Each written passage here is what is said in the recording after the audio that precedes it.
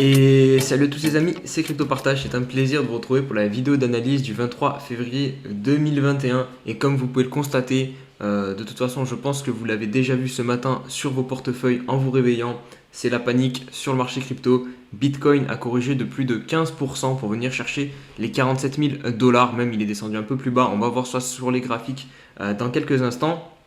Du côté des altcoins, comme je l'ai souvent répété, quand Bitcoin corrige, les altcoins corrigent deux fois, voire trois fois plus fort que Bitcoin. Donc on a Ethereum qui est revenu sous les 1500 dollars, Polkadot 30 dollars, Chainlink qui est venu non loin des 20 dollars. On a Elrond aussi qui est tombé sous les 100 dollars. Donc voilà, beaucoup de choses à dire aujourd'hui.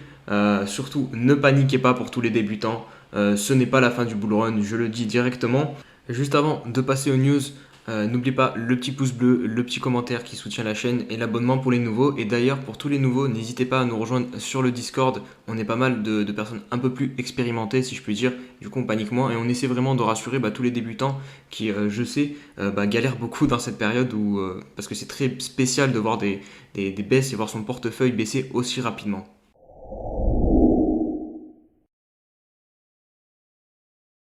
Allez, on se retrouve pour les news et on va parler essentiellement du crash qu'on a actuellement sur les crypto-monnaies, si je puis dire crash, puisque pour moi ça reste totalement normal et dans les dernières vidéos, vous avez dû le sentir que j'étais de plus en plus méfiant à court terme sur l'évolution du Bitcoin et du marché en général, parce que vraiment on montait beaucoup trop vite et j'en étais presque à espérer une correction.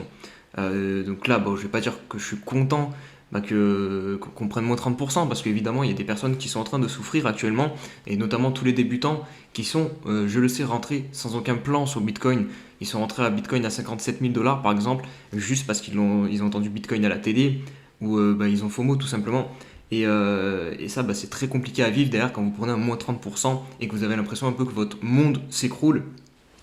Donc, qu'est-ce qu'il faut faire dans ces moments-là? Vous avez deux choix, tout simplement. Soit vous revendez, ou soit vous ne vendez pas. Vous avez même un troisième choix, c'est racheter. Mais on va se focaliser sur les deux premiers. Du coup, si vous vendez, vous sortez du marché et donc vous encaissez une perte, forcément. C'est mathématique. Si vous ne vendez pas, vous laissez la chance et l'opportunité de pouvoir encore gagner. Parce que tant que vous ne vendez pas, c'est pas perdu.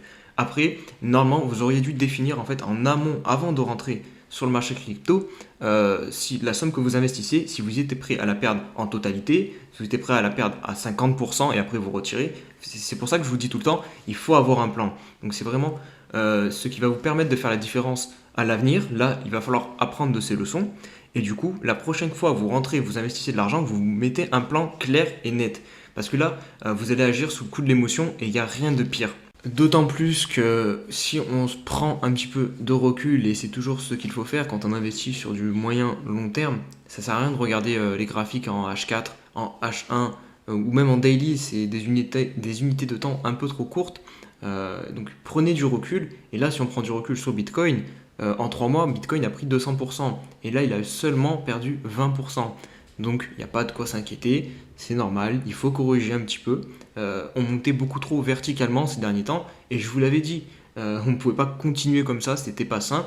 Donc voilà, c'est une correction totalement saine, et ça ne remet pas en cause du tout le bull run. Il y aura des endroits, si on continue à corriger bien plus bas, oui, au bout d'un moment, on pourrait remettre en cause le bull run, et la tendance en semaine par exemple pourrait s'inverser et devenir baissière. Mais pour l'instant, c'est toujours pas le cas.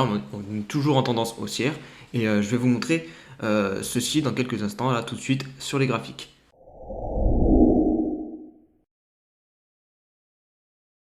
Allez, on va débuter l'analyse du Bitcoin. Et aujourd'hui, je vais juste me focaliser sur Bitcoin et sur Ethereum. Je ferai peut-être très rapidement Elrond en fin de vidéo.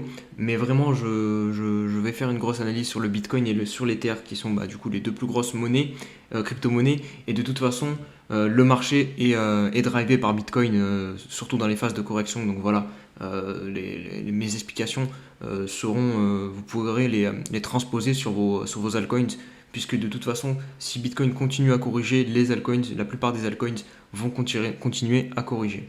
Donc on débute. Donc Bitcoin, on va commencer en weekly, on va prendre du recul histoire de se rassurer un petit peu quand même, parce que je sais que voilà, il y a beaucoup de débutants qui sont en train de paniquer. Donc là, vous constatez que depuis le top qu'on a eu à 58 000 et quelques, on est sur un moins 22%.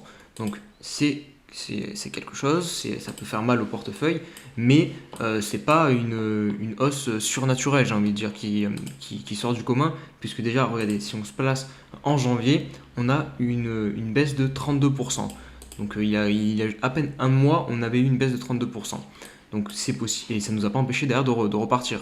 Donc voilà, donc on peut, donc deux choses à retenir, on peut continuer à descendre plus bas, venir chercher jusqu'à moins 30%, et c'est personnellement le scénario que j'envisage, et que j'aimerais, parce que du coup ça permettrait de faire souffler ce mouvement qui est quand même, qui commençait vraiment à devenir parabolique. Donc voilà, si on pourrait souffler pendant quelques semaines, ça serait pas plus mal.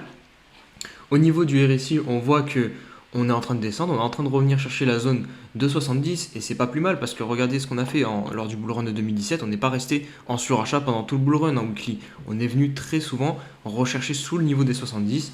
Donc voilà, c'est très pertinent de corriger et je vais même vous montrer que lors du bull run de 2017, on a eu des corrections similaires à plusieurs reprises. Regardez, on n'est pas monté en ligne droite à chaque fois.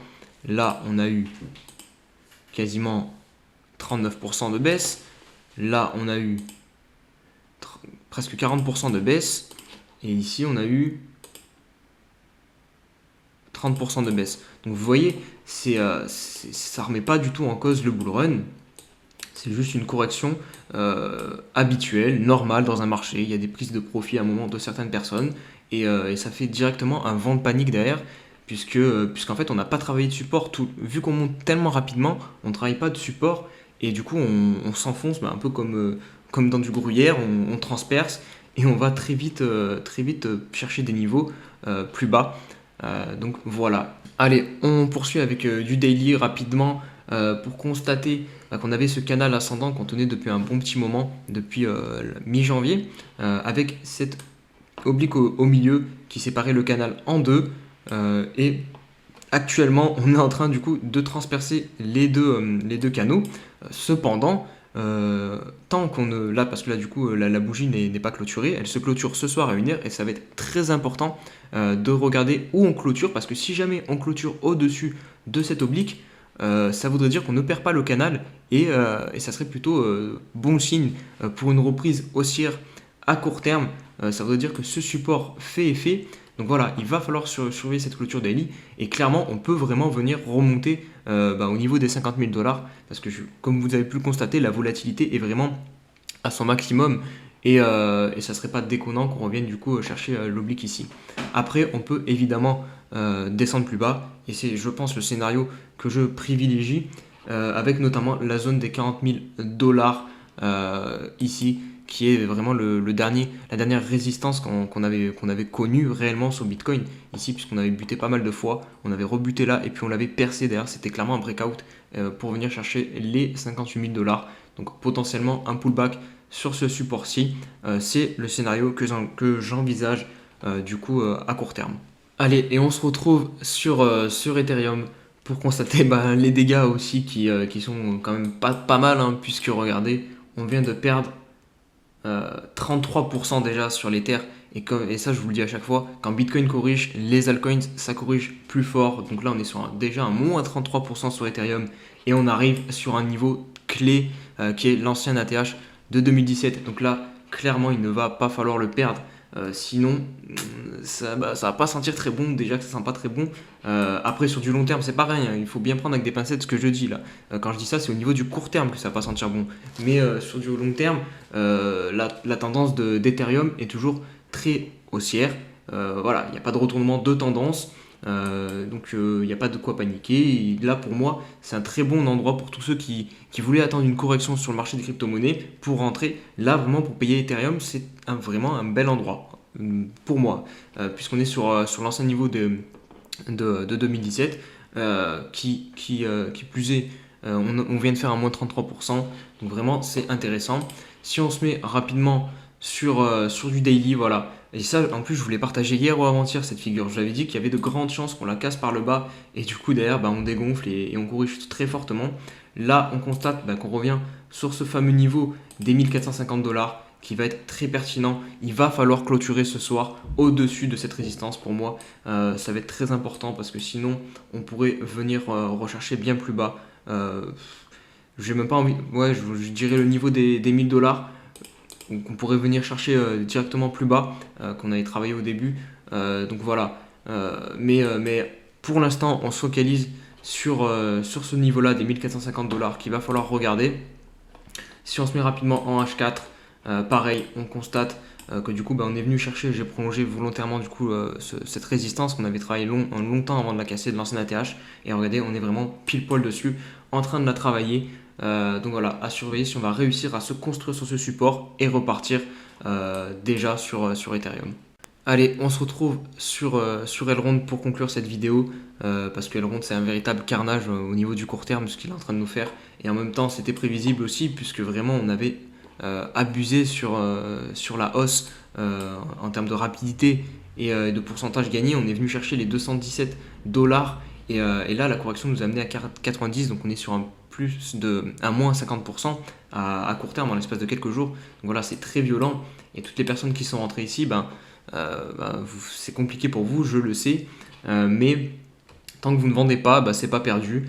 Si vous avez fait le choix d'investir de l'argent que vous pouvez perdre à ce niveau-là, quand vous êtes rentré, aucune raison de vendre maintenant. Il faut attendre, il faut faire le dos rond et voilà, prendre son mal en patience et attendre que le marché se retourne à court terme. En tout cas, d'un point de vue d'analyse technique, là, il y a le niveau des 100 $ qui est en plus un niveau psychologique qui pourrait nous soutenir, mais c'est encore trop tôt. Là, vous voyez, il y a beaucoup trop de bougies rouges sans correction, sans consolidation, sans rien. On descend vraiment à la verticale, un peu comme là, quoi. Et du coup, il faut attendre que des figures se construisent, qu'on trouve notre support sur la ronde. Et là, c'est beaucoup trop prématuré pour affirmer avec certitude que le niveau des 100 $ va nous arrêter. Voilà. Allez les amis, c'est tout pour cette vidéo, j'espère qu'elle vous aura plu, et n'oubliez pas, c'est dans ces moments-là que vous ferez la différence sur les personnes qui vont vendre, qui vont paniquer, et je vous promets que la suite sera bien plus belle sur le marché des crypto-monnaies.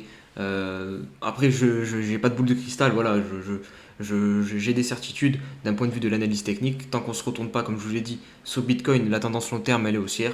Donc tant que ça ne se retourne pas, il n'y a pas de raison de paniquer. Et si jamais ça se produit, je vous le dirai, vous inquiétez pas. Donc voilà, n'hésitez pas à nous suivre sur Discord. On se motive tous entre nous pour rester fort vraiment. On a une belle communauté, donc voilà, rejoignez-nous sur Discord, sur le Twitter et sur la chaîne YouTube. Si vous n'êtes toujours pas abonné, n'hésitez pas à le faire.